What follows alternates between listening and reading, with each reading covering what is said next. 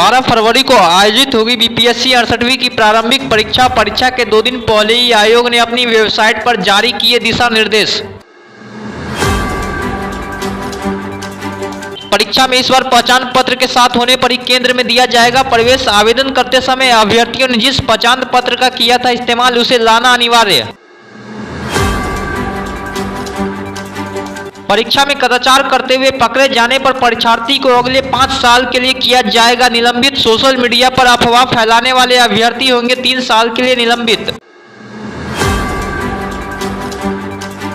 रक्सौल में लूटे गए 70,83,000 भारतीय और 14,36,000 नेपाली रुपए के साथ पुलिस ने 2 लोगों को किया गिरफ्तार।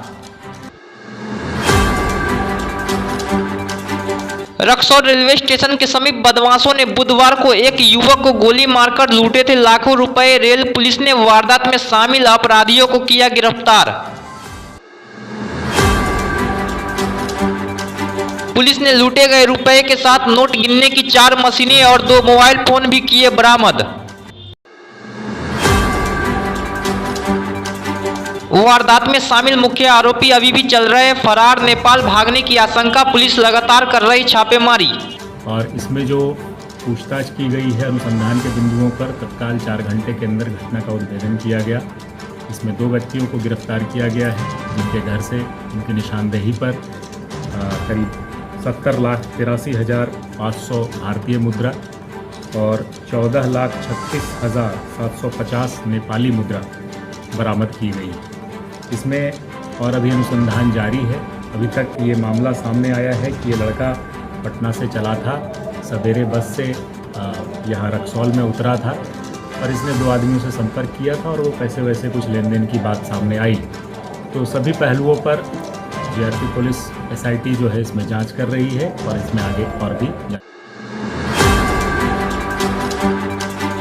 भोजपुर जिले के आरा पटना हाईवे कुल्हारिया के समीप ट्रक और ऑटो के बीच हुई जोरदार टक्कर। हादसे में ऑटो सवार 3 लोगों की हुई मौत, आधा दर्जन लोग घायल। इस हादसे के बाद लोगों में आक्रोश। लोगों ने राजमार्ग पर की आगजनी। मृतकों के लिए मुआवजे की मांग को लेकर किया हंगामा। ट्रक और ऑटो दोनों के चालक हुए फरार।